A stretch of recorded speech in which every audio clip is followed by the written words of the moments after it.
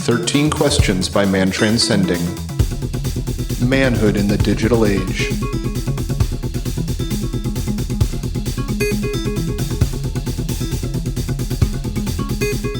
All right, welcome back to 13 Questions, a really fun episode. We had Denver Michaels. A lot of people out there probably know him from his books and work in cryptozoology. Certainly been in my podcasting field of listening for a long time. How'd you come across Denver, Mr. Bill? Denver made an appearance on Cruisin' with Steak a number of years ago, actually. Cruisin' with Steak is another podcast put on by our friends Grimsteak and James Cruz. But anyway, he was a guest on their show when I was kind of hanging out with them every week. I did that for almost about a year, actually. So that's how I found him was on that show, actually. And then he came across 13 Questions Twitter feed when I started using Twitter for 13 Questions, and sent him an invite. And I didn't know that you knew about him already, though. So that's exciting. Yeah, absolutely. I'm sure Mr. Grimsteak does as well. Where did you first meet Grim? Or come across him? I mean, I came across them through Grimerica, right? Like I think that show, Grimerica in general, has certainly spawned inspired a number of other podcasts, right? So I think Cruisin' with Steak was one of those. And it's pretty much, open door policy over there that Grim's got going on. So I was able to get in the Zoom room and, became friends with everybody. And came across Denver that way. Great podcast, by the way, if you're looking for something to open and expand your mind in any and all direction to new and crazy ways of thinking. It's a good show. It's so much fun, too. It's so much fun. You can find them on 13 Questions podcast, Find Your Tribe page, or you can go to, I don't know what their website is, but we have it linked on our website. Grimsteak.com. There you go. So shout out to those guys. Go check them out. And let's see. Well, you mind if we dive into the gratitude? Yeah, let's do it. Gratitude, gratitude, gratitude, oh, gratitude. Gratitude, gratitude, gratitude, oh, gratitude.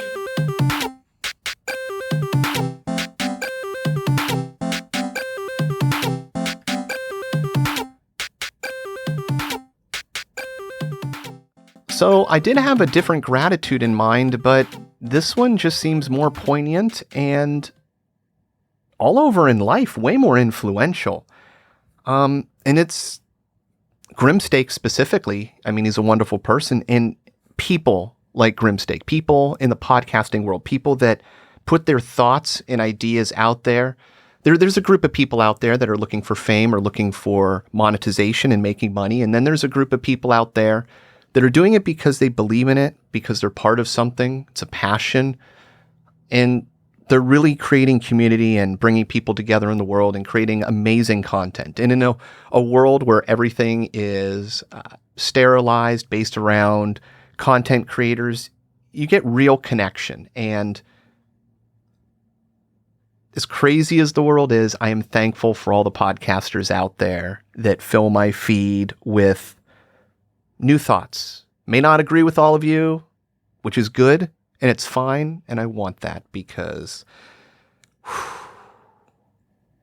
that's what makes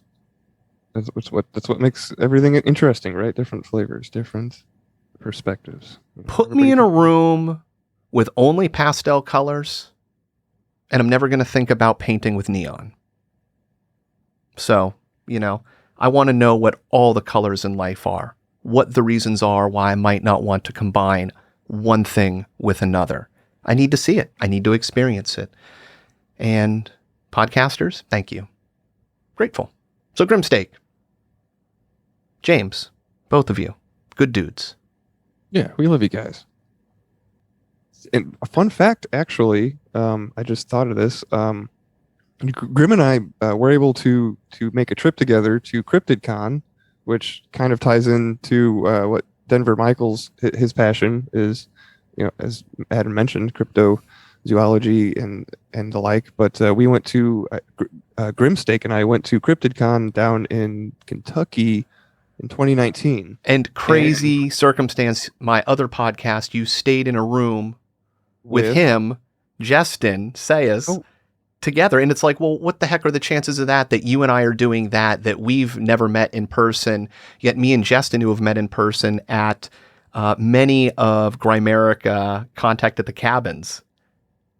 And then you guys go out to the same thing and room together. It's a beautiful, intricate, synchronistic world that we're part of.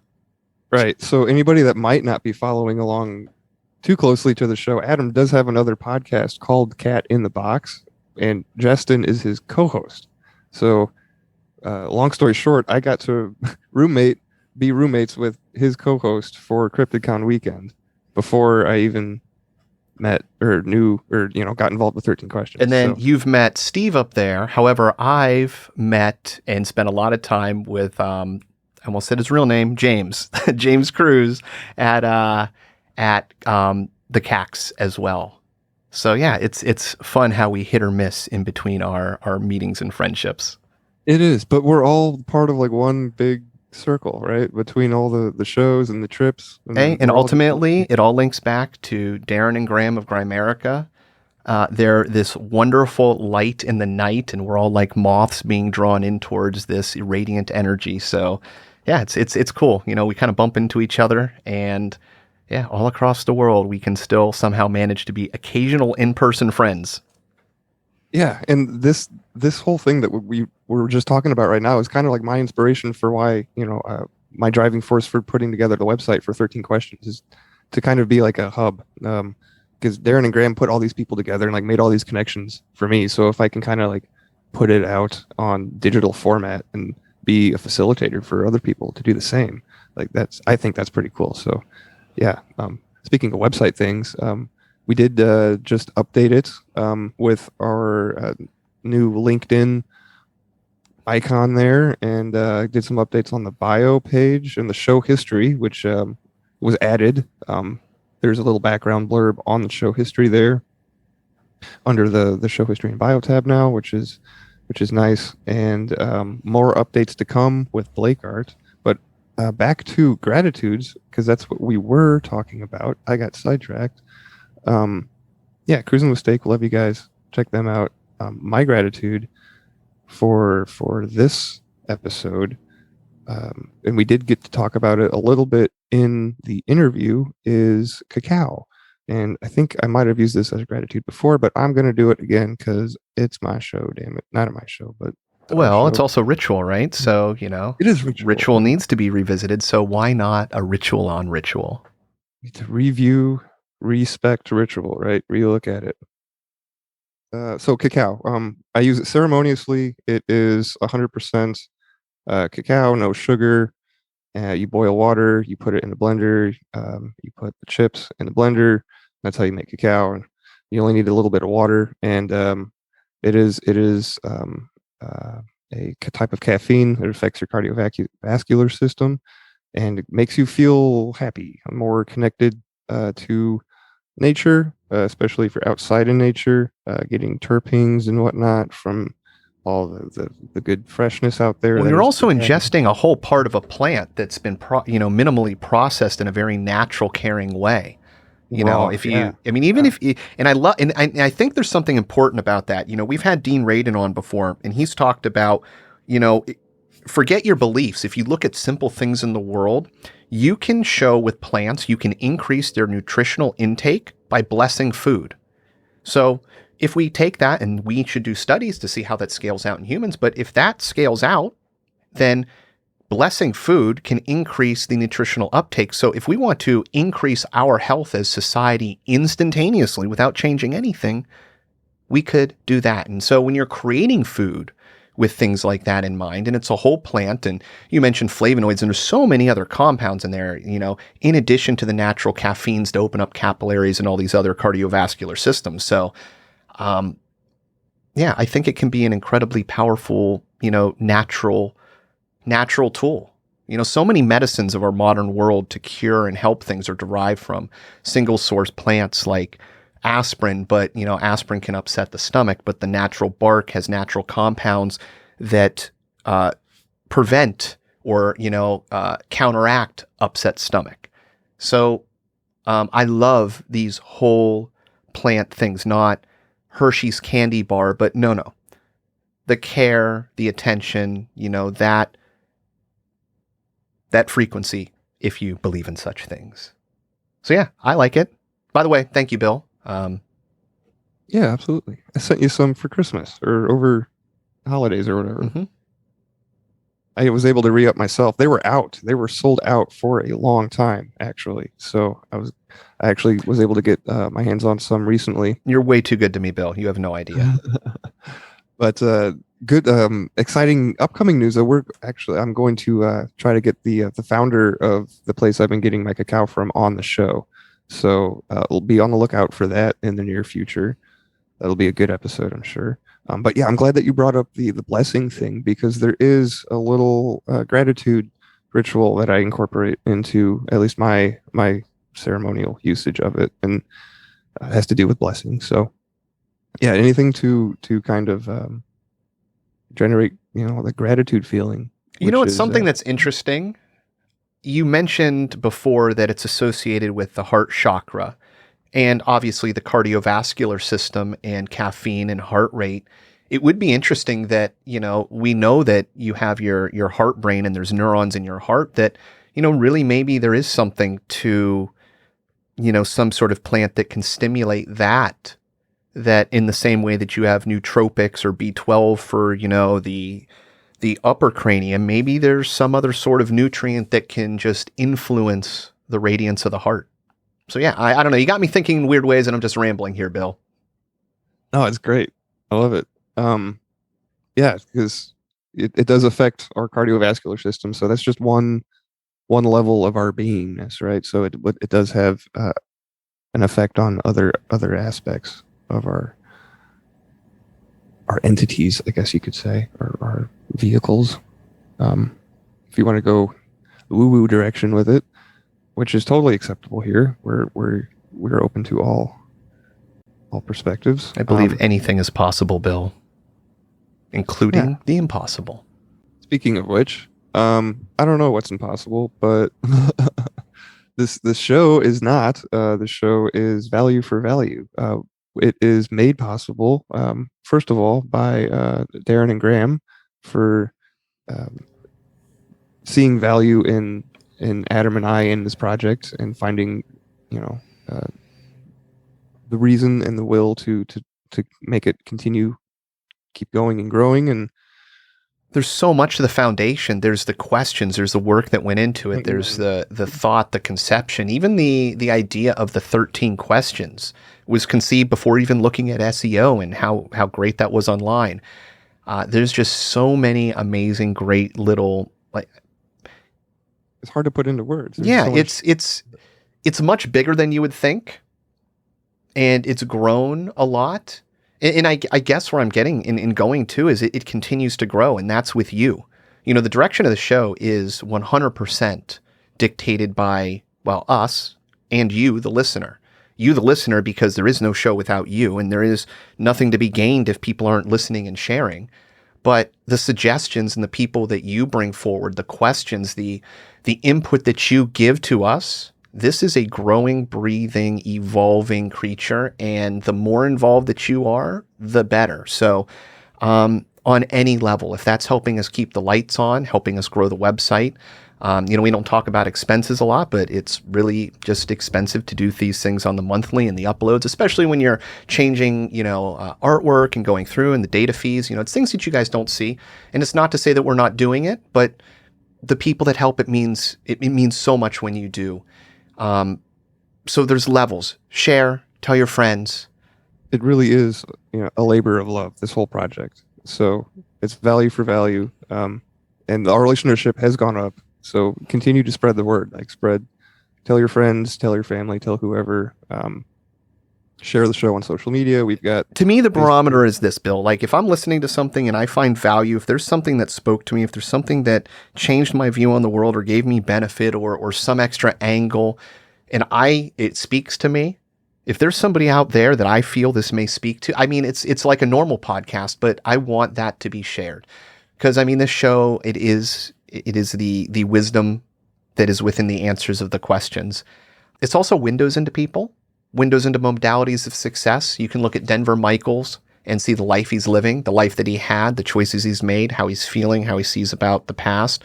And when you go forward in your own life, you know, these questions give just deep insight, just like anything else in life. If it helps you, God damn it, send it to somebody else and try to help them. We're not charging. It's out there for free. You send the podcast, they can listen. On the flip side, outside of the wisdom, one of the things I love is, especially on like a Denver Michaels or people like Dean Radin, people that I'm familiar with outside of the podcasting world. I see this show sometimes from the fans' perspective of these aren't the deep questions that we get asked often. And so much of the time we're focused on a person's work and the drive in their life that we don't stop to think about these deep, different types of questions that none of us think about. So I think it gives us just great vision into who we are, who our role models are, and hopefully gives us better tools to live our lives. So if we've done that and you and I, Bill, can still be here doing this, then it means the listeners are doing right. Yeah, it means everything's chugging along pretty good. The world is your mirror, and if you want to send some love out and gratitude, it will be, reflected back to you, possibly tenfold. So, well, what is it that they say, all the darkness in the world cannot extinguish the light of a single candle. So put light into the world. It's important. It matters. And it will always be seen. It is. You are photons. You are photons. And this is 13 Questions with Denver Michaels.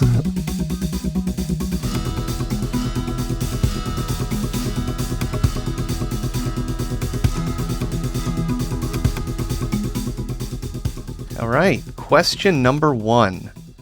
What was the best advice ever given to you? Would you modify it at all today? Yeah, I think the best advice that I ever got, that's a tough question to nail down. But I think one of the things that really stuck with me the most from what my dad told me, and I don't even remember when he told me, but I guess I was probably a teenager. And he just said, in life, nobody's ever going to give you anything. Whatever you want, you got to go out there and get it. You got to work for it, set your goals, work hard. He would always say, there's only one way I know how to get money, and that's to work for it. And if you need more money, you need to work more. And I guess that kind of instilled, my work ethic in me. And, and I think that's good advice that I've kind of given to my own kids. These days there's what am I trying to say? These days, it seems like the younger generation, my kids they just graduated college. They a lot of the kids sort of have a mindset that they want someone else, and a lot of times even the government to give them things or do things for them. But at the end of the day, I've tried to pass the advice on to them that, it's up to you to go after and get what you want in life. Because, like my dad said, ain't nobody going to give you nothing. And the way that I would modify that, and this was something that I did with my kids growing up, especially when they were teenagers. I modify that by, life's not fair.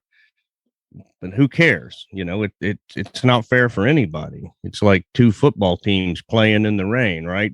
Both teams are playing in it. One might be a little more equipped to run the ball better, what have you. But nobody, your creditors don't care that life's not fair.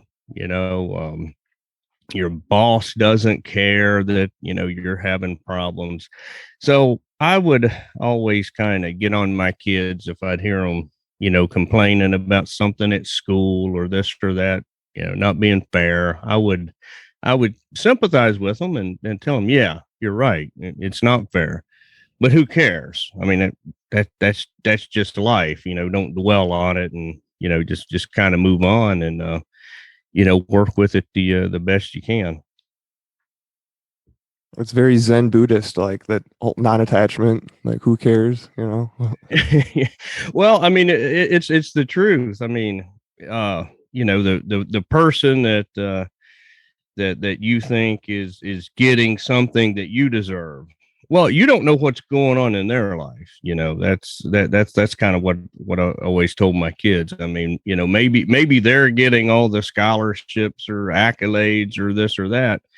But, they might have just terrible things going on behind closed doors in their home, things that you just don't know about. Life's not fair for anybody. It's just the truth.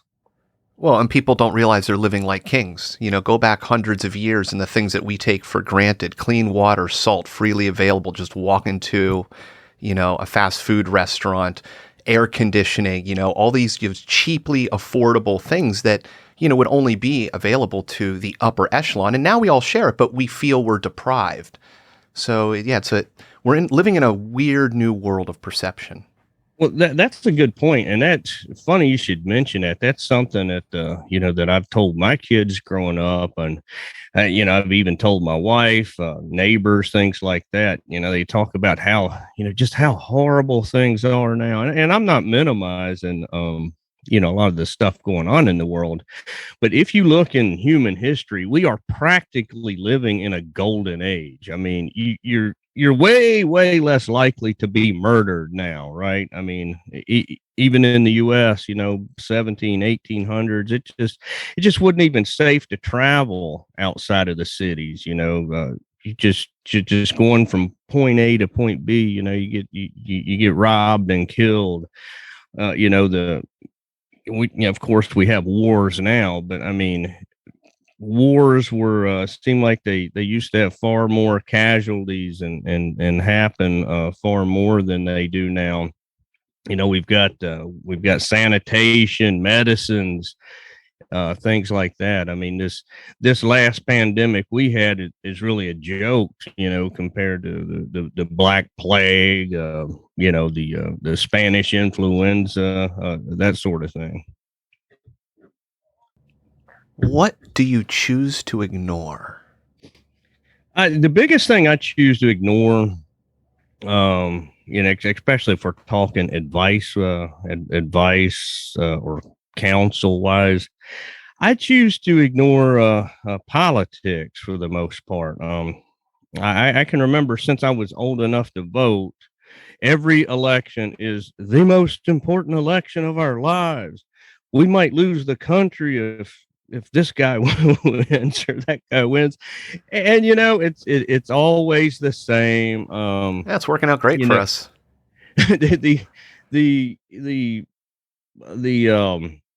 the parties, the surface level stuff kind of changes between one party or another, but your big stuff, your basic monetary policy, foreign policy, that sort of thing, it's all pretty much the same. And yeah, I mean, like, I would prefer one party over another, like local stuff, things like that. But I think once you get to the national level, it's all controlled opposition, and I don't really think it matters a whole lot. Yeah, we're living in an era of gangsters that are fighting these top level wars that are way above our grade. It's about Exactly. Oil, energy, territory. Meanwhile, the citizens of all the countries don't want to be involved in any of it, but No. we're all hogtied. Yeah, and it's just so silly, seeing people losing friends. I mean, I when Trump got elected, around a Thanksgiving dinner we had,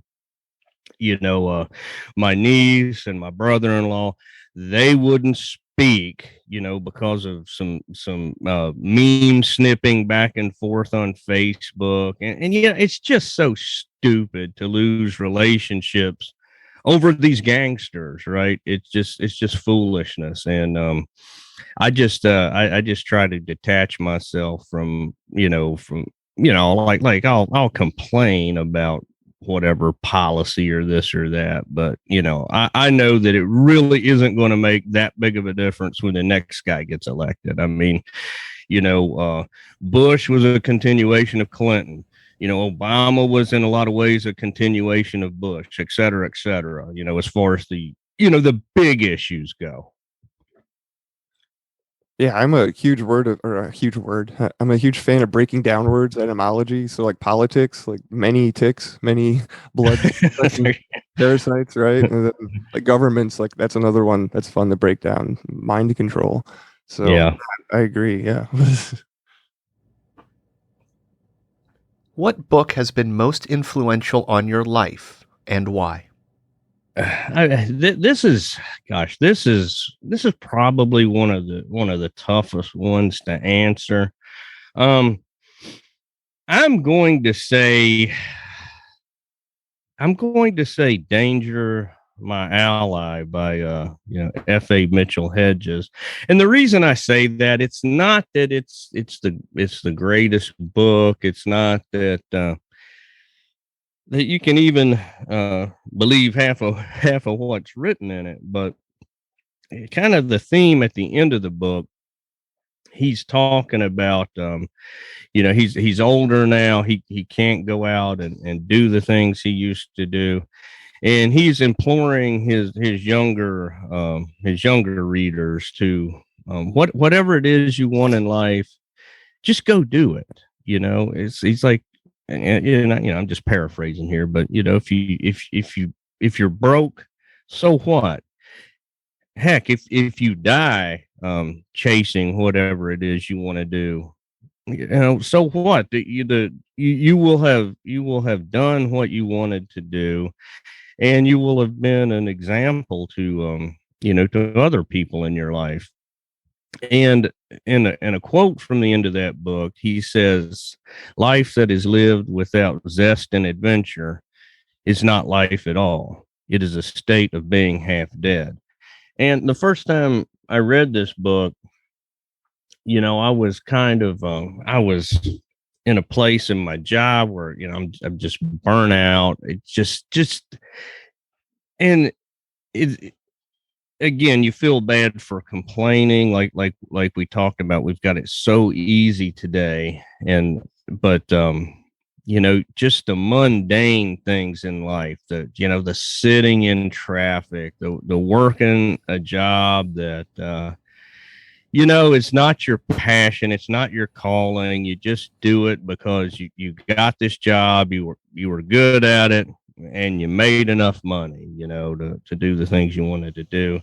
And it just kind of, I guess it just kind of chips away at you and kind of takes something from you. And so that especially that quote in the end of the book was a real inspiration for me in pursuing the life that I'm pursuing now. In 2020, the wife and I sold our home, and we both quit our 9-to-5 jobs, and we started traveling the country full time in an RV.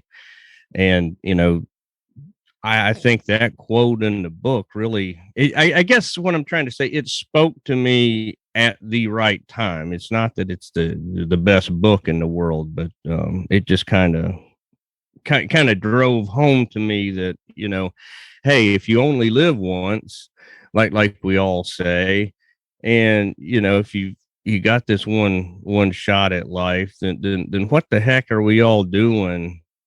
Sitting in traffic, just counting down the days, the hours to the weekend. I mean, that's what I would do on Monday. When I'd get off work on Monday, I'd be like, well, 4 more days.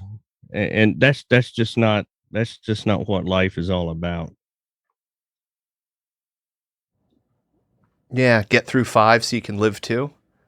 exactly. And on the, on the second day, on Sunday afternoon, by about 1 o'clock, I would start getting depressed because the weekend, because I gotta get up at 4 in the morning and go do it all again. And I'm not suggesting everybody out there just, quit their jobs. No, but the thing is, the world shifted, so we don't have the same priorities. Like, we used to live and survive, and survival was dependent on helping each other, and that meant family and taking care of, and people were very important, and we were in smaller groups, and so you had, there were things that you were doing that were very important. And along the way, we were bettering life. We were advancing technology. But now we've started to fold inward and start going into games and metaverses and memes and all this, just it's almost like we've exhausted the troubles of the world. We have it very easy to live, and people haven't been given the avenues to advance society, technologies, different things. All these control mechanisms that just take a great technology and shelve it because of money. And that money ends up being, selling you water out of the ground, which is something that you'd think you would have access to. So we're in this strange world where we're not really living. We're just kind of, I guess, surviving, making it day by day. Yeah. Yeah. I mean, that's what I found. So I did that in 2020.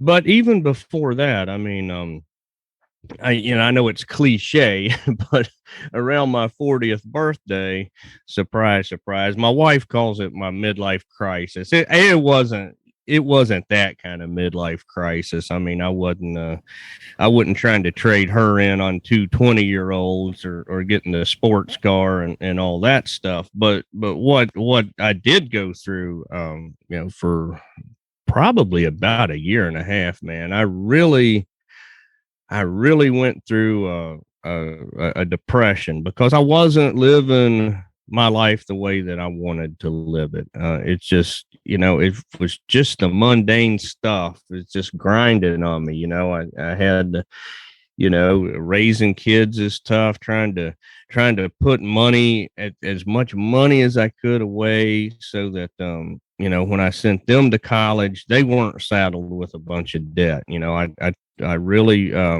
put a lot of pressure on myself to, pay for almost all of their education expenses.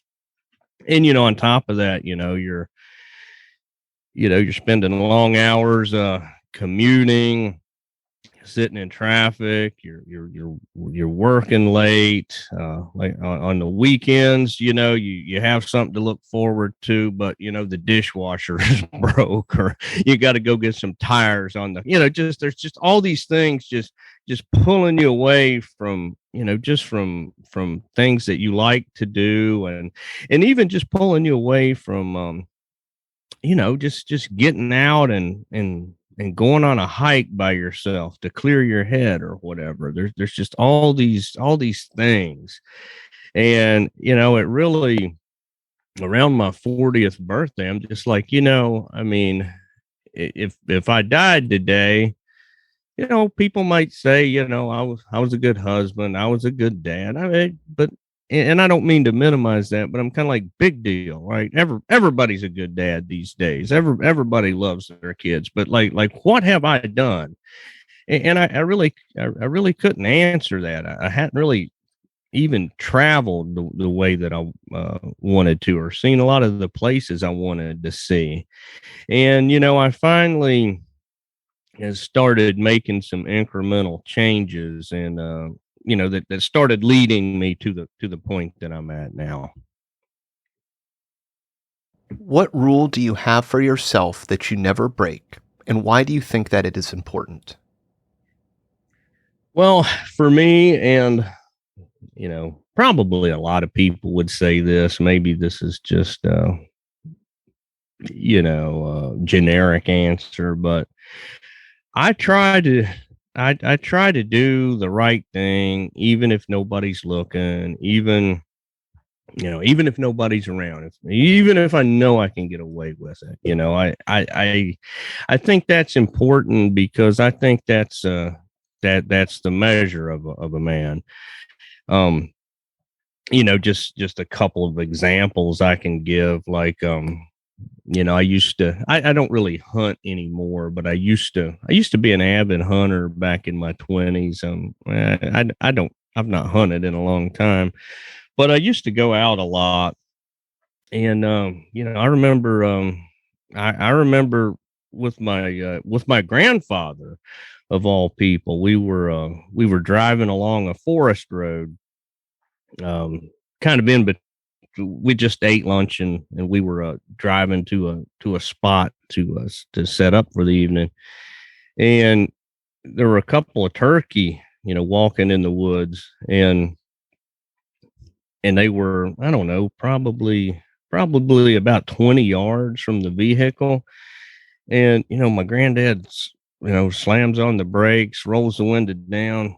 He's like, shoot it. I'm like, and I'm just like, I just didn't want to do it. And he was really pressuring me to shoot it. But I mean, for one thing, it's illegal. But yeah, there's nobody out there. I could have got away with it, but it just didn't feel right. I mean, I don't need that turkey to be able to feed myself. I mean, if that were the case, I don't care what the law is, but I'm just kind of out there for sport. And nobody would know that I shot that turkey driving from a vehicle. I would know, and I just wouldn't feel good about it. And I just I kind of picked the gun up and leaned it out the window, and I gave the turkey enough time to kind of scurry off in the woods. And he's like, oh, what the hell, why didn't you shoot it? And I'm like, just like, I just kind of like pretended that I got nervous and froze up. Really, what I should have done, I should have stood up to him. But it's your peer pressure is hard enough, but granddad pressure is even tougher than peer pressure. And I mean, I think I was only around 20 years old or something, so I didn't really have the stones to stand up to him and kind of lecture him about like, granddad, that's what you call poaching, not hunting. So, that's one example. I can think of others. I was hunting with one of my buddies, and I mean, I saw one of the biggest bucks ever in my life, and he was just on the other side of, he's dead to rights, but he was just on the other side of a fence that, that I didn't, have permission to hunt on. And, I let him go. And it's just like I said, it's like I could have got away with it, but I would just always know that I bagged this tremendous buck, illegally, because I didn't have permission. But again, if we're in, if the crap hits the fan and we need to kill deer or turkey to survive, I mean, that goes out the window. But doing it for sport, I just couldn't feel good about it. If I were to ask your best friend, what is the one thing they would say you need to work on the most, and why? Well, my best friend is my wife, and she she could give you a long list of things I need to work on.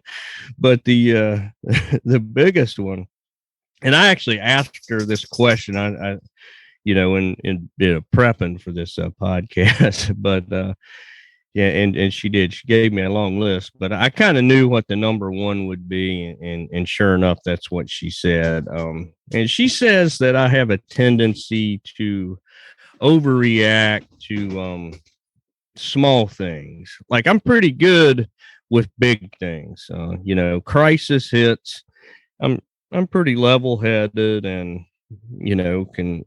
can kind of block out distractions, think of what I need to do, this or that. But I have a tendency to overreact to small things, like it just, for instance, just I don't know, just something small, something mechanical going on with the car, or something in the RV not working like it should, or back when we had a home, you hear this weird rattling from one of the appliances or something. That kind of stuff would just drive me up the damn wall for whatever reason, and it always upsets her when I get when I get a little wound up about things that, in the grand scheme of things, it just doesn't matter. I mean, it's going to be fine. Life's going to go on, and it drives her crazy because I have had a history of high blood pressure, and so she always, I guess, worries that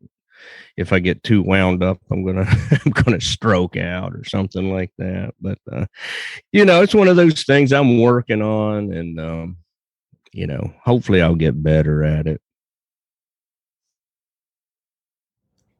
Yeah, a good lesson in not letting the things you can't control affect you, especially when, if it's the dishwasher and it's making a sound, it's still easier than doing it myself. Yeah. Yeah. And that's and that's exactly what she says. She's like, these are things out of your control. You can get mad as you want, but ain't nothing you can do about it. So, she's trying to get me to just roll with it, with things like that better. And, I hope I get there because, it's just, I really want to get to that place in my life where I could just block all of that stuff out and, really just focus on the things that are important and, to try to grow as a person and, just be better. And, when I'm out here cussing because I got a nail in a tire or something like that, that's just not how I want to be. How long have you and your wife been married? We have been married for 15 years. We've been together for 17, married for 15. That's a good long friendship to have. Yeah. And, we are best friends, and I think that is everybody says that, but you know a lot of married couples, and you're around them a little bit, and you're like, those two don't even like each other. You can kind of tell by the way they interact or things like that. But we truly are best friends, and in this lifestyle of traveling around in an RV. Let me tell you, those and crammed in that small space, those walls can close in on you quick. And if you don't really have a strong friendship with your traveling partner, it could get miserable in a hurry. Oh, it's one of those places you'd want to be nowhere else but with your best friend. Exactly. So it's perfect. Yeah. Yeah. And, I've heard of a lot of people, that, set out on the road with, with their wife and, doing the RVing thing, thinking that, that is going to, they're going to get rid of all the distractions. Mm-hmm. That's going to kind of rekindle the flame and this and that. I would caution people against that. You need to have your stuff worked out with your partner before you hit the road, because there's different sets of distractions out on the road. There's different things to stress about, and living in a 200 square foot space with this person, and if you got those rainy days or things like that where you can't even go outside, you've got to be able to put up with each other. And it will bring, if you are friends and you do really love each other and love each other's company, it will bring you closer together. I mean, it sure has with me and my wife, but I would not advise it, if you don't have a real strong, foundation. What turns you on creatively, spiritually, or emotionally? Well, for me, probably the biggest thing I love is just being alone in nature. Nothing recharges my batteries, like going out by myself, on say a 7 mile hike or whatever out in the woods. And, I don't even, I love hitting those scenic views where, you're on top of a mountain and can see all around, but I don't even need that. I mean, it could just be a flat trail going in the woods to the middle of nowhere. And if I can just be out there by myself, not really run into a bunch of other people, just me, out there where you can't hear any traffic, you don't even hear any planes flying overhead, just me, trees, whatever animals are out there. Nothing recharges my batteries like that. That's just that is just the best therapy for me. And thankfully, in this new life I'm living, I'm able to do that a lot. I mean, I'm able to do that a couple times a week now, instead of like in my old life where I was maybe getting to do that twice a month, or maybe 3 times a month. So it's really it's really what I love. And you come back from that, you just feel better. You just got a better perspective. Well, and it really does help with those small things, because out there in nature all alone, you realize how small you are in the grand scheme of things, and it just really does a lot of good for me. Oh, it's probably really good for your health. There's studies showing that just the terpenes in a forest actually increase your immune system. So they have therapies in Japan where they'll recommend you go walk in a forest, so many times a week for improving your immune system. And these terpenes exist interestingly, from like 3 to like 7 or 8 feet, which is essentially where adults or carried children would be. So it's this interesting way to look at a symbiosis between our immune system and being in the environment, to the old joke of, go hug a tree. But yeah, walking in the environment instead of being in a sterile house, may do, give you great benefits. So yeah, I'm sure the feeling is all encompassing the mind and the body. Yeah. I mean, I just love, even if it's, even if it's a crappy day. I mean, sometimes I'll, even if it's pouring the rain or something, I'll still just try to get out as much as I can. I'll take the smell of fresh rain any day. Yeah, I mean, sometimes that's really it's really nice, and especially if it's like just kind of just enough drizzle to where you're not quite soaked down to your underwear, but just a drizzly kind of breeze on your face walking through the trees. I mean, that's awesome. And for the past couple months, I've been down here in Florida, and it's been great getting out in the woods here. The weather's warm, it's sunny. Like every day, I'm the only place in the country. I'm getting that sunshine, like every day, and obviously there's health benefits to getting sunshine, but just the sunshine, the fresh air, the solitude, man, there's nothing like it for me.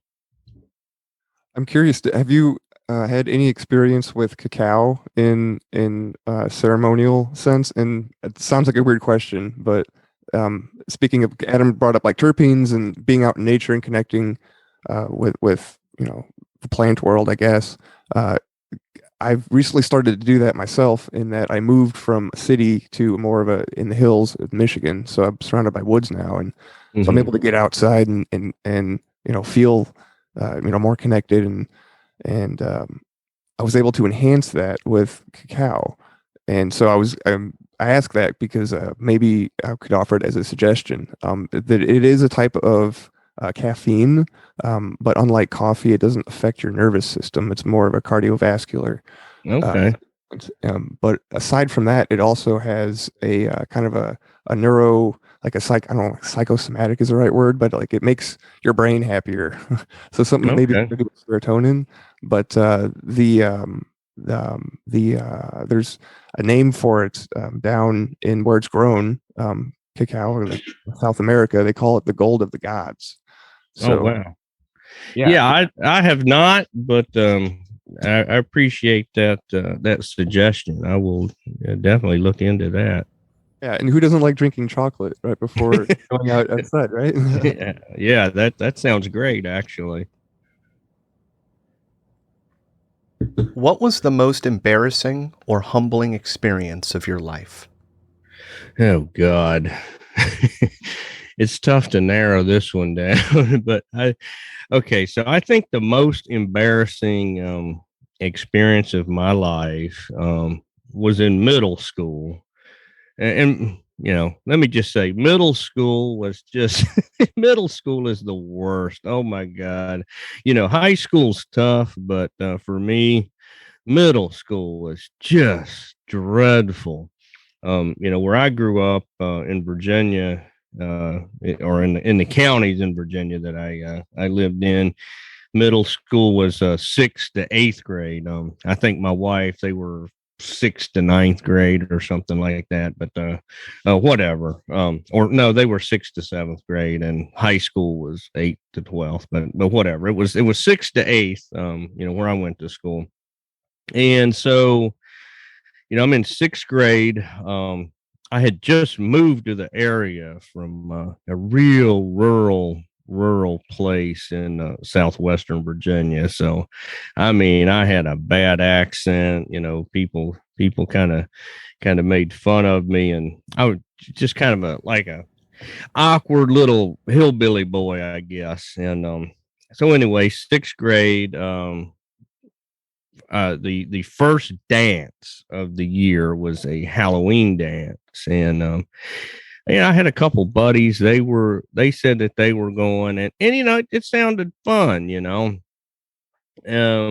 Unfortunately, I did not get the memo. You know, you were supposed to wear a costume, and you know, all of that. I guess I just took them at their word that you were supposed to wear a costume. And, you know, I get to the dance, and, you know, I'm all proud of my cool costume. I walk in, and not one person in the whole dance has a costume on. And, you know, like everybody's laughing at me. You know, you got all the eighth graders laughing at me. And you know, so at that point, you know, I'm what, like 3 hours or 2.5 hours from my mom picking me back up. Oh So, my you know, Lord. you're just kind of stuck there. And at that point, right, I'm like, you know, I could go in the bathroom, take off my costume, but everybody's already saw me come in with the costume. So everybody will then know that I took off the costume, and you know that they got to me. So it's like, screw it. I'm committed now. So I just had to stand there in my costume, you know, for till 10 o'clock or 9:30 or whenever it ended. And I mean, it was just mortifying. But you know, again, it's one of those things that, you know, at the time as a kid, you know, I thought that, you know, my whole life was over and everything. But you know, I get to school Monday, and you know, it's like, I guess there was a new news cycle or whatever, and nobody said anything or anything. So you know, it was one of those small things in life. But I guess I was 11 because I got a late birthday. So I started middle school when I was 11. So, you know, I was, you know, even more immature than a lot of the kids in the school. And, you know, I thought it was the end of the world, but, you know, in the grand scheme of things, it wasn't no big deal. But man, I just still remember to this day how, how mortified I was walking into the gym. Well, I must imagine you probably don't worry about that type of embarrassment anymore. Because if you can endure like 2 hours of that, like some people go their whole lives like avoiding things out of fear of embarrassment for a momentary. But if it's like, oh, anything compared to that, that's fine. Yeah, it probably did build some character. I mean, I've had some situations where I've had to you know, speak in front of people, and I don't like doing that. I'm very shy. I'm a real loner. I'm very shy. I don't really real quiet. I don't like attention, and but I guess that kind of focus on me, embarrassment, sort of helped me overcome a lot of that fear. If there's something I need to do, like speaking in front of people, things like that. What is your greatest fear, and how did you overcome it? My greatest fear, and this really goes back to what I was talking about in the Danger My Ally book, the Mitchell Hedges quote that life lived without zest and adventure is not life at all. It's a state of being half dead. My greatest fear was not living, right? Like just continuing to just go through the motions, just kind of feeling dead inside, but just you feel like a drone. You just alarm goes off at 4 or 4:30, whatever, and you get in the car and go sit in traffic, and it's like you're just on autopilot at your job. You just get these mundane tasks. Maybe once in a while you'll get something that challenges you a little bit and kind of wakes you up. But for the most part, it's just kind of you're just like in this mindless state for 14 hours out of the day.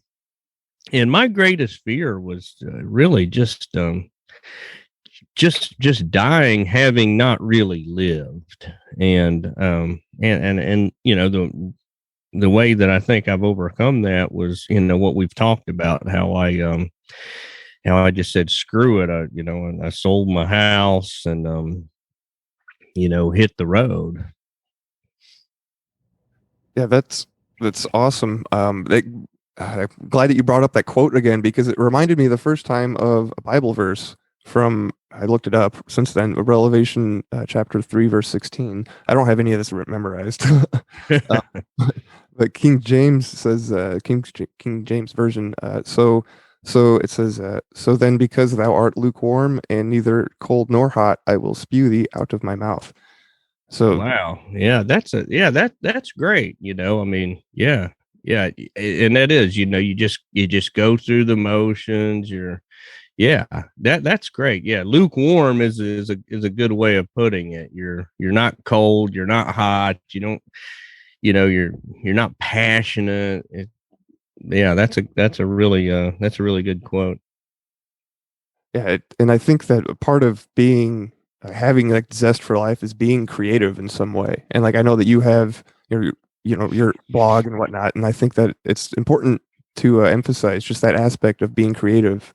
It helps express yourself. It helps to being creative is a way to do that. So for anybody out there listening, maybe try to find some way to be creative in one way or the other. Well, people, I think, forget that creativity, and I think of it, we've talked before, just like songbirds sing, because that's what they do. Humans sing because that's what they do. Humans are also creative. There's certain things that we express ourselves through certain ways, and I think creativity is one of those hallmarks of human beings.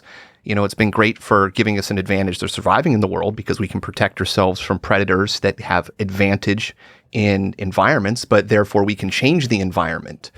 And yeah, I don't think people see creativity as being something they need to engage in. And if they don't, they're going to be lacking a fundamental part of being. Yeah, that's a good point. And there's so many ways to be creative. You don't have to have a blog. You don't have to sing. You don't have to write poetry. I mean, I think of like my dad, for instance. You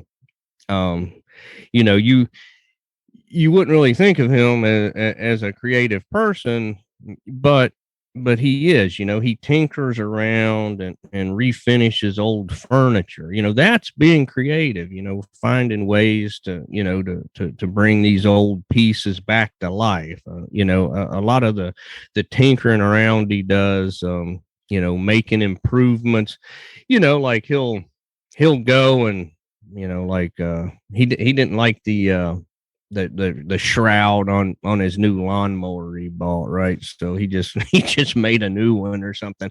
And that's a form of creativity, and that he enjoys doing things like that. And as he gets older, engaging in creative things like that, keeps his mind sharp and stuff like that. And for those out there listening, I mean, there's tons of ways to be creative. I mean, it could be something as simple as tinkering around, but there's a lot of benefits to that.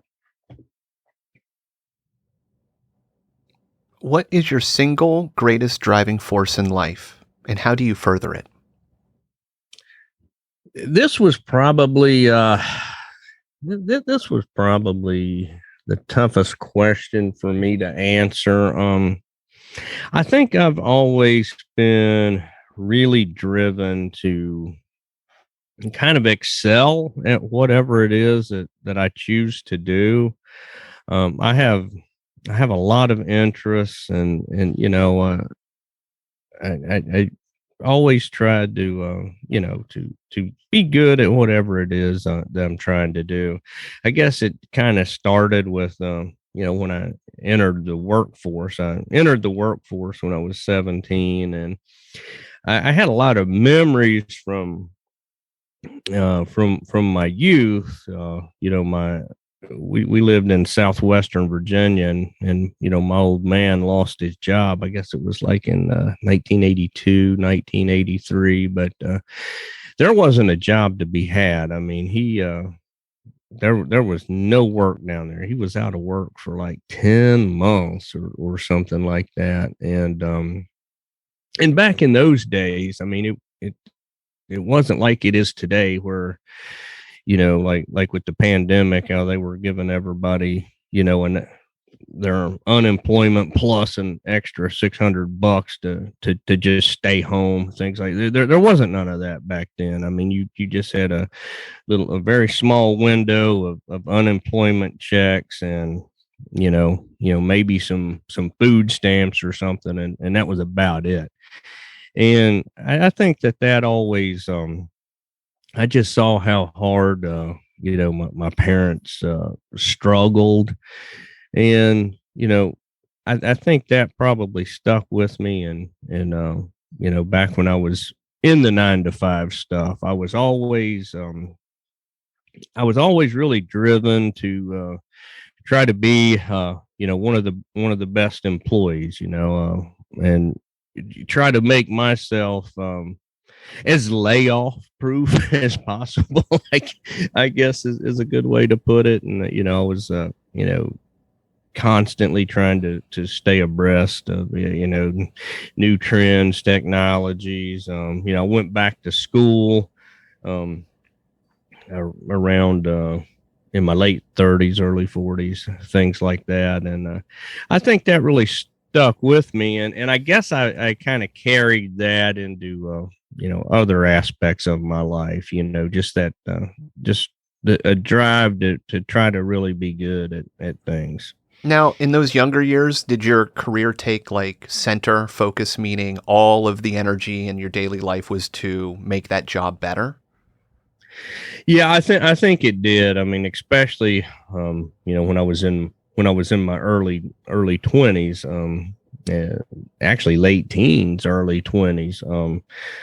I had a kid when I was 18, and got married when I was 18. And, we split up a couple years later, but, I still, after we split up, I had child support, things like that. And, I always really had to really be driven to, to try to get pay raises and, move up the ladder as quick as I could, because I had so many responsibilities at such an early age. So, I was, when I was 18, 19, 20, I was going to school at night. I was working all day.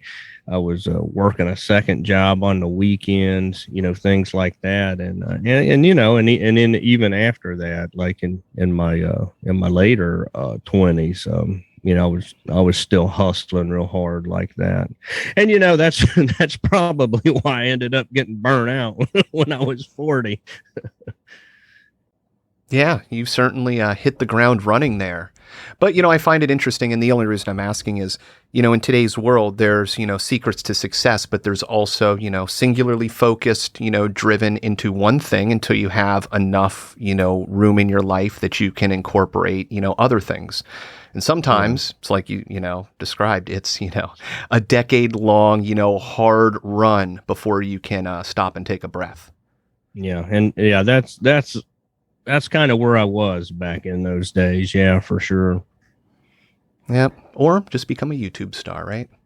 Yeah, you could always do that, or these TikTok people that my kids are always sending me these dumb TikTok videos, and I'm just like, I'm too old. I don't even get this. It's like I'm just, I'm 50 years old. I don't care about this stupid TikTok stuff.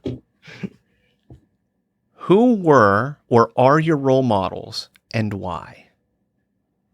Well, I mean, I guess probably everybody says this, but I guess I got to say my dad. He was, he worked hard. He's an honest man. He just really set a good example for me. Now, of course, there's a lot of programming he instilled in me that probably didn't benefit me. I guess we all do that, to our kids. But he was a hardworking man, a good family man. He was always involved in my life. I mean, he back in the 80s, late 70s and 80s, when I was growing up, dads were not as active like they are these days. I mean, these days, it seems like dads are more chasing after their kids than the moms. You always see the moms off in a group drinking wine when all the dads are at the playground or whatever these days. It wasn't like that back in the 80s. So I appreciate that, that he was there for me. And, I just, have a lot of good feelings, growing up, now later, my teen years, him and my mom divorced, and, things in the family, I guess my relationship with him in a lot of ways, kind of went off the rails, but, that kind of stuff happens.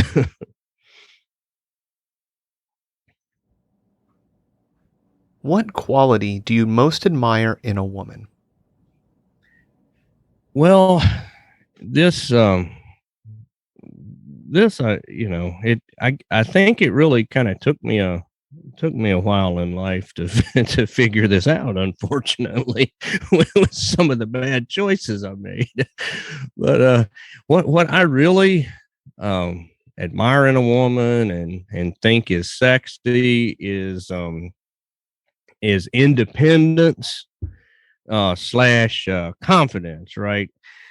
That's what really drew me to my wife. We like I said, we've been together for married for 15 years. We've been together for 17 years, and we met in my early 30s, and I was a single dad.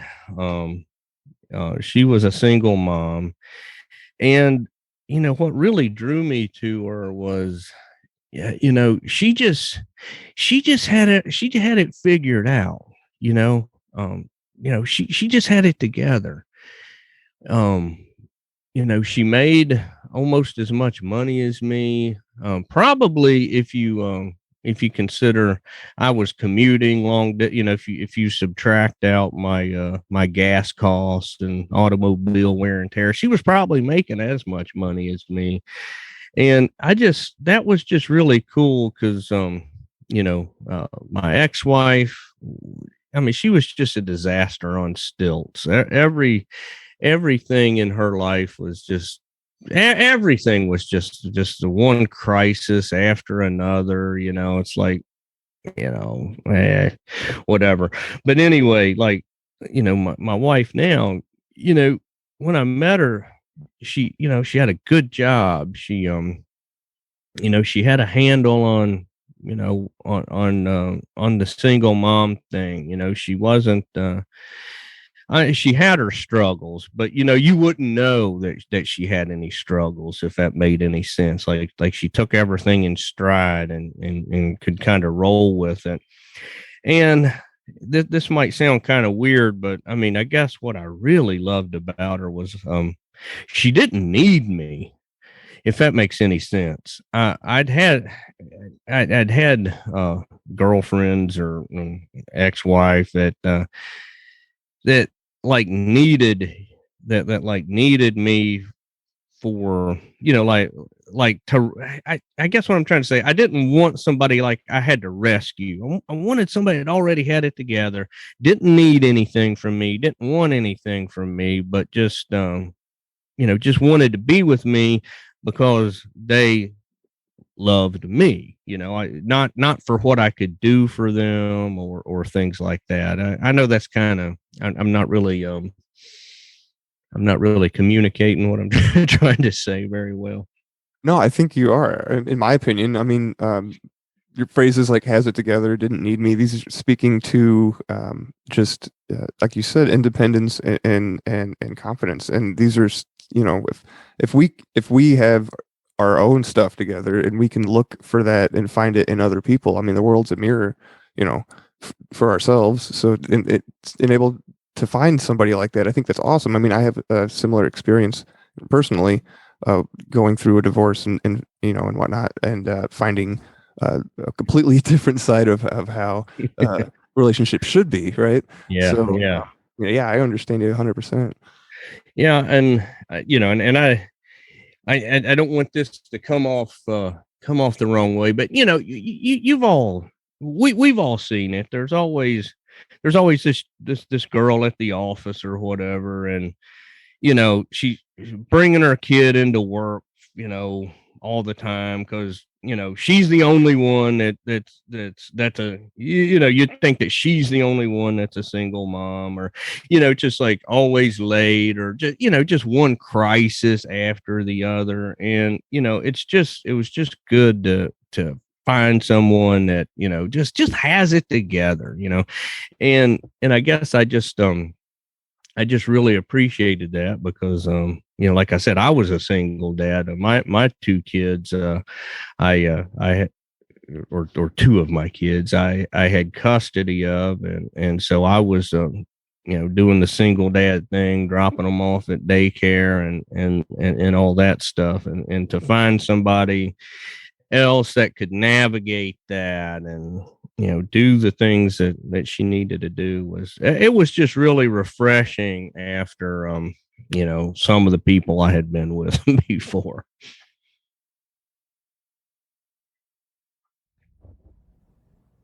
What is the most courageous thing you have ever done or seen in your life? Well,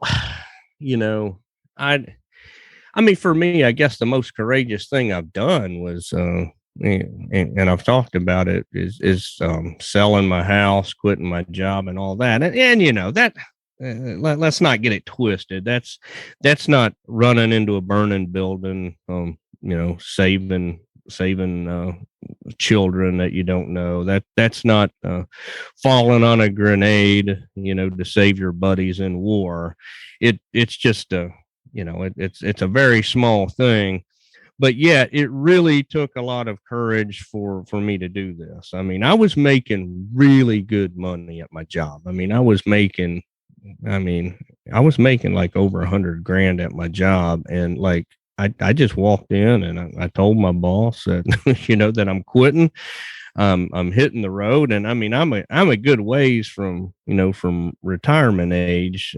So basically I just kind of hit, and I just kind of hit the road with with the money that I made off my house. I don't really have a skill as far as the employment that I had, that really translates to working from home like a lot of people have. So I'm just kind of, out here trying to do it on, my book sales and my savings. And it was really hard for me to do that because I've told you how much of a hard worker my dad was and how driven I was to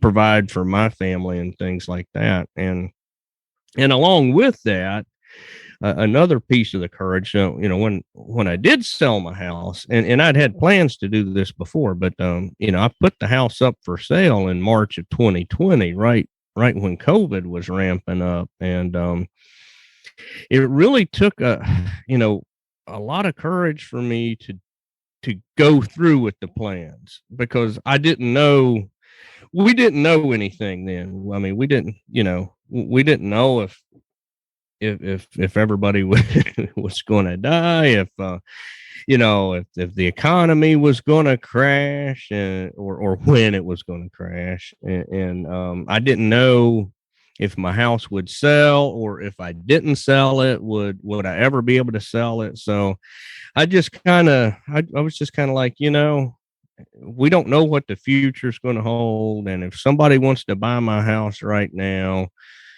screw it. I'll just go ahead and sell it and just kind of figure it out from there. And so I sold the house. We moved into an RV, and what we did was we found a campground to kind of close to my job to stay in from April to for a few months till we actually set off on the road, to give us time to get all our stuff sorted out and things like that. And it really took a lot for me to do that. After my whole life of just working, commuting, trying so hard to put money away for college and this and that. It was just the exact opposite. Now here I am, I'm just kind of winging it now, and that was really tough, but I'm glad I did it. But how courageous it was. I mean, that like I said, it wasn't falling on a grenade or anything.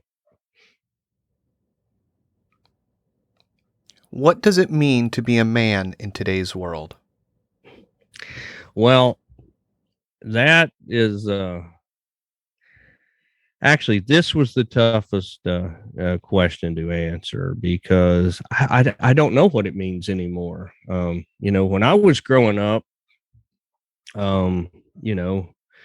men were supposed to be strong. You didn't show a whole lot of emotion, or if you did, it's just like when you get when you get pissed at something. But you're supposed to be strong, provider. Not real emotional. And today, I think in a lot of ways today we've overcorrected. I mean, I talked about the dads on the playground and all that, and that's all a good thing in a lot of ways. But I think we might have corrected some, where it's good that men can kind of show some emotion and things now. But I think it's gone way too far. I mean, you watch if you ever watch any TV or any of these I don't know, like game shows or things like that. Every man that has a kid's like, I love my kids, and he's like blubbering, crying. It's just like every man now is just like, it seems like they're, or at least younger ones are blubbering, crying, about their kids, or I love my wife, I love my kids. And I think we might have overcorrected a little bit. And for me, being a man, I'm not going to change no matter where society goes. I try to be chivalrous. I try to put my wife's needs ahead of my own. Things like that, and try to be a protector. The provider thing right now is not really as important because my kids are grown and all of that. But I don't know. I think maybe roles haven't changed as much as I think. If I turn off the TV and social media, who knows?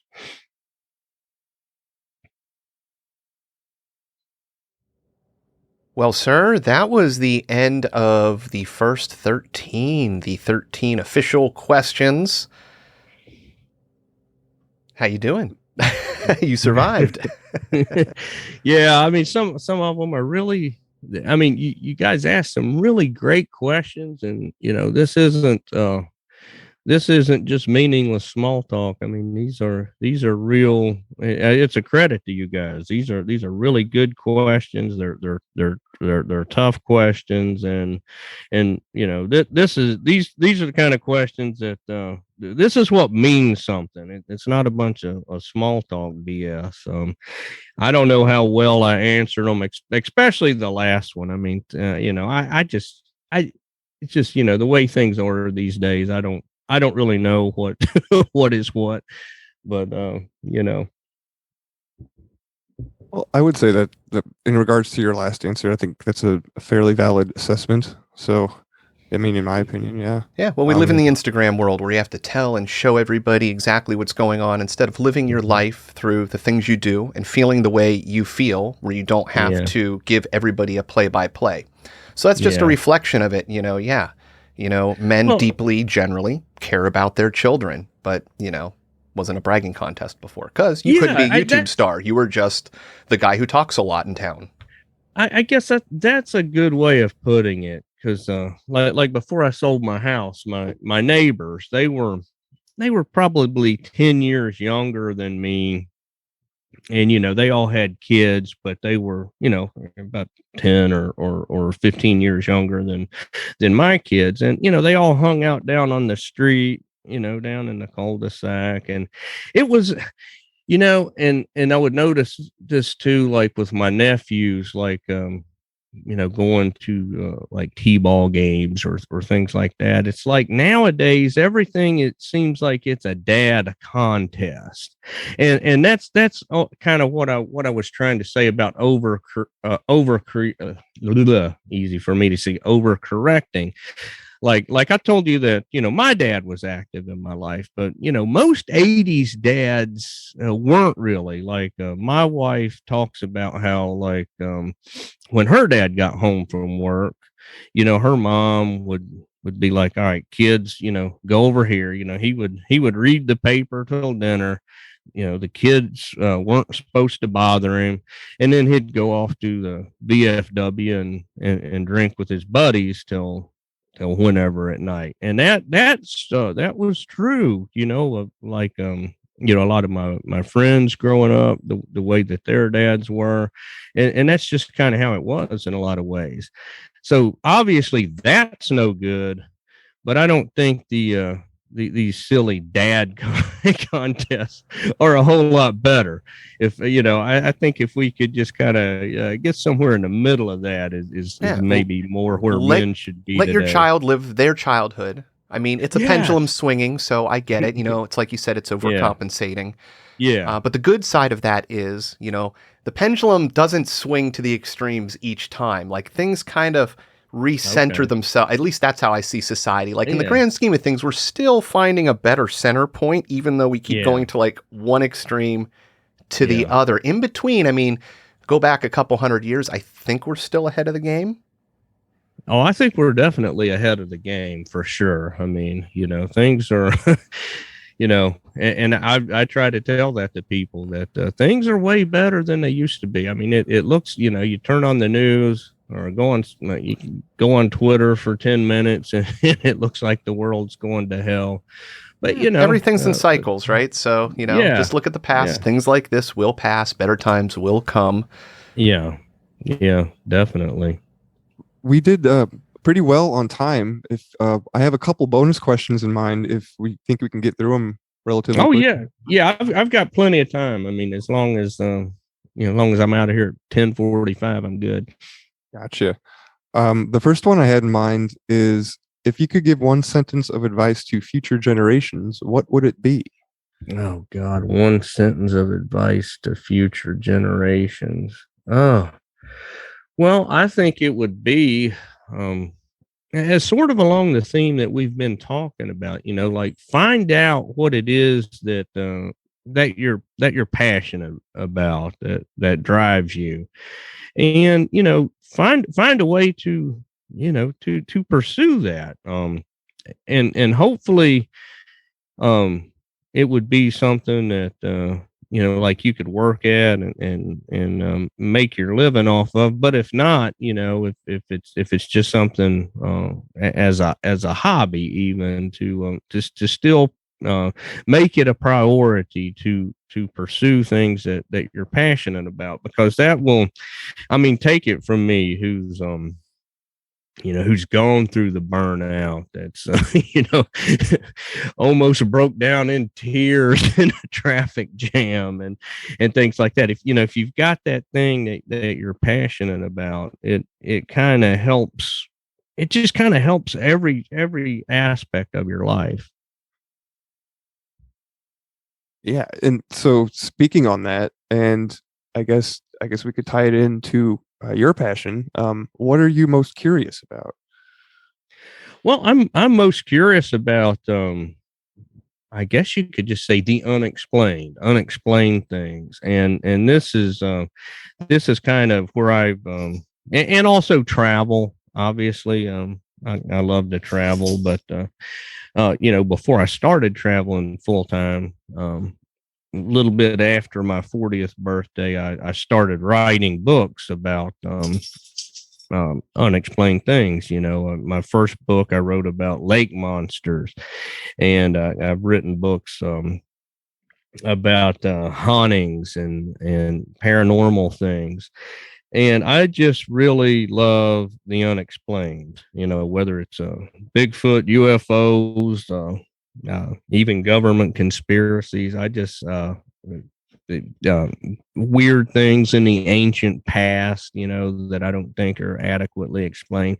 I just really love that stuff, and I've always, I mean, since an early age, gravitated toward that, and so I love to write, and I've just kind of married those two. So, staying in that lane, I guess I've been doing a lot of research. Well, not a lot, but giants have been popping up for me. Like, so what research have you come across in regards to that subject, or like, what are your thoughts, like, just in general? Well, my thoughts on giants is that in the past there definitely were giants. These 8-10 foot tall people on the earth. Uh, Numerous religions, the Bible, of course, I mean, talks of it quite a bit. And then there's extra biblical works, the Book of Enoch, the Kebra Nagast talks about it. There's the Book of Giants, which is a fragmentary piece of the the scrolls found in the Qumran caves in the 40s, talks about it. In the Hindu legends, there's giants. You can find it worldwide. Many of the Native American traditions have giant tales. And then when you take that and in the 1800s, 1700s, even into the early 1900s, newspapers from all across the country would talk about, as settlers pushed further and further west, and cleared land for agriculture, housing, so forth, how they would plow up fields and recover these giant bones. And I mean, there's just just volumes of newspaper articles.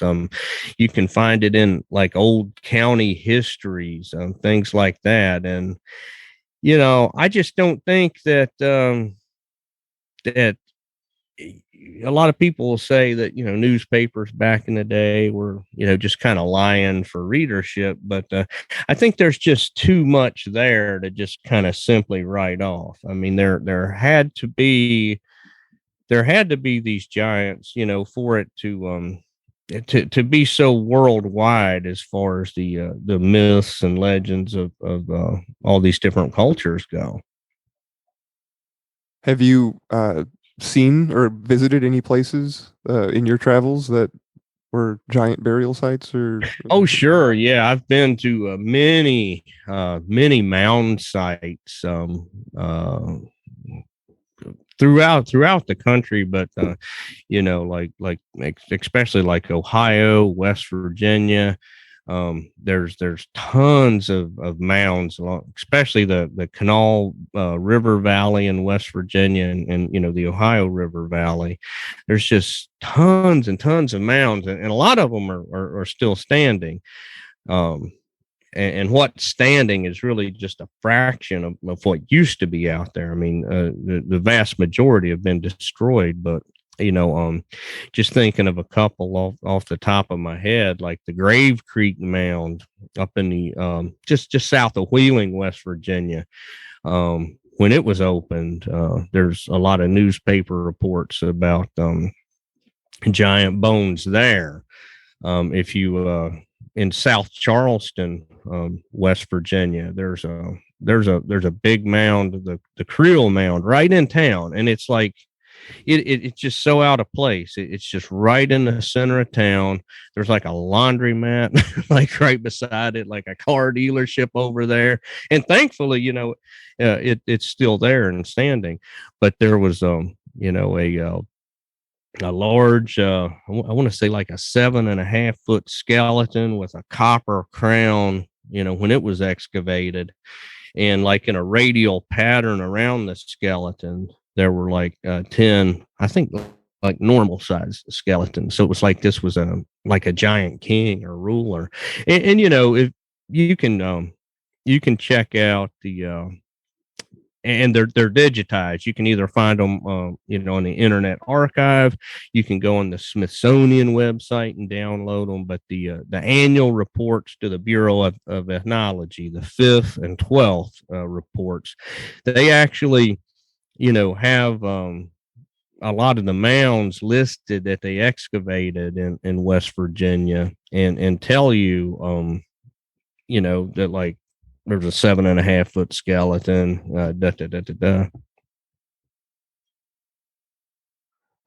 Adam, do you have any thoughts on giants down in Florida? Is there? I mean, aside from skunk ape, but no, I am interested in it just from the fact that it's so prevalent within history that, what is this history? I'm really interested in cycles and, looking at the past and being able to see reflections of the future. And it's just interesting to see an entire race of being that had interaction with human that we got along with. And for some reason, that appears to have been obfuscated from the record, or for whatever reason, that appearance has been made. So yeah, it's highly fascinating to really think about, why that may be. Is it simply that, the victors, write history and, you come to a new land, you do terrible things, or is it more nuanced? I don't know. But it really gets me thinking is essentially what I'm saying. Well, you made a good point about the victors writing history, and this might be off topic a little bit, but a fella told me, I was in my late 20s, and what he told me was, I think we can all, and probably all of your listeners, I think we would all agree, at least on a certain level, you can't believe anything in the news. I think most people would pretty much agree with that, or at least, to varying degrees. And like he told me, if you can't believe what's on the news, then my goodness, why would you think that we can believe anything that's written in the history books? And that really stuck with me. You know, if we can't believe what's really going on in the world currently, I mean, my goodness, how in the world can we trust something from 100 years ago, 200 years ago, 2,000 years ago? Exactly. If you have a good bullshit detector, then you're really good at least at understanding what people believe and then gauging information from there. You know, but once you get past a generation, or you don't have the ability to look at that person, that's one thing that I kind of like about today, is so many things are being digitized that we're going to have a lot more information going forward. You know, you'll be able to look at somebody and see those characteristics, assuming you have, you know, the original tape. Also interesting to see what's going to happen with genetics, because, you know, you see like, oh, look, there's an Old West picture that has Nicolas Cage in it, you know, but maybe there is something more interesting about, you know, repeating patterns in genetics and faces, and you're not as unique as you used to be. And, you know, maybe we can start tracing these things and really start to understand, you know, more fundamentals about humans. So, super excited about it. It is weird when you see these old pictures like you're talking about, and it's like, you know, holy crap! I know I've seen that face before. You know, there's like just all these faces that seem very recognizable like that. Yeah, that's why I like the patterns in the world. You start looking at 80-year cycles. You know, the correlations between current pandemic and, you know, wars and depressions and booms, and how it goes up against the Spanish flu, and you start to just see over history just interesting lapping correlations. So yeah. Well, Denver, thank you so much for coming on the show and speaking with us. Did you want to let the listeners know where they could find your blog and your books and whatnot before? Yeah, absolutely. Go to Denver Michaels. Excuse me. Go to denvermichaels.net. I have a blog there. I usually put up at least one post a week, sometimes two. And, you know, you can get links to my books, YouTube channel, all that there. Best place for my books, just go to just look up Denver Michaels on just search Denver Michaels on Amazon. You know, Amazon is just unfortunately, it's just kind of the easiest place for me to send folks. They just sort of got the market cornered. So I just tell them, just go to Amazon. I do have some books though that, in Virginia, any of your listeners in Virginia, you can find a couple of my books in your local bookstores and things. So that would be great if they support those local bookstores that carry my work.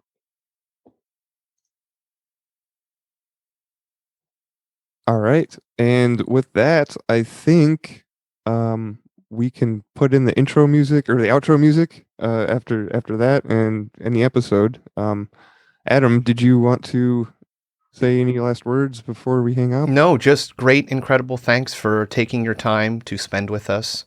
You know, I think it'll be good for your listeners too, just because it gives people a different angle, not just the wisdom that the show has in general, but it gives people a different view of you, because it's, you know, these are just questions that we don't think about often. I wish more people did, you know, challenge themselves to think in these ways.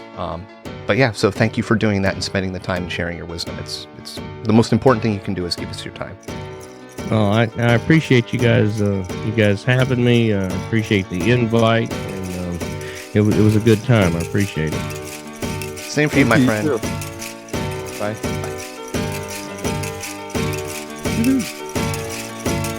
Har jag wanna ha vänner, yo what? Har jag wanna ha vänner? Har jag wanna ha vänner, yo what? Har jag wanna ha vänner? Har jag wanna ha vänner, yo what? Har jag wanna ha vänner? Har jag wanna ha vänner, yo what? Har jag wanna ha vänner? Har jag wanna ha vänner, yo what? Har jag wanna ha vänner? How you wanna hold when yo what? Why is one man rich and another man poor? Why we ain't satisfied? Why we gotta have more? Why your suicide rates on the rest so high? Why I tell you the truth but you say don't lie? Why is being a good father at an all-time low?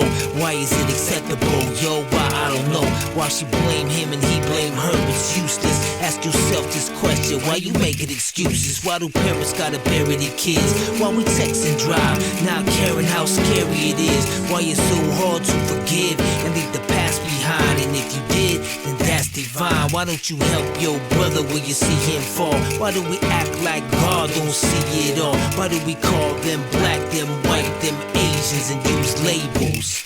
Now that's racism. I don't wanna Hawaii. Why? I don't wanna Hawaii. Yo, why? I don't wanna Hawaii. Why? I don't wanna Hawaii. Yo, why? I don't wanna Hawaii. Why? I don't wanna Hawaii. Yo, why? I don't wanna Hawaii. Why? I don't wanna Hawaii. Yo, Why is there innocent people locked up for life, while some people can't say nothing nice? Why do we always gotta question what all of it means? And why won't you follow your dreams? Tell me why. That night when you took my dad, why'd you let me see my grandpa cry? And tell me why. And why do you choose to hide, even though you was born to fly? And tell me why. And why don't we turn from all the hate? And why don't we learn from all mistakes? Why do I keep on wrecking these fat beats? And teachers don't make more than professional athletes? And why? And why? And why? And why? And why? And why? I don't wanna Hawaii. Why? I don't wanna Hawaii. Yo, why? I don't wanna Hawaii. Why? I don't wanna Hawaii. Yo, why? I don't wanna Hawaii. I don't wanna Hawaii. Yo, why? I don't wanna Hawaii. I don't wanna Hawaii. Yo, why?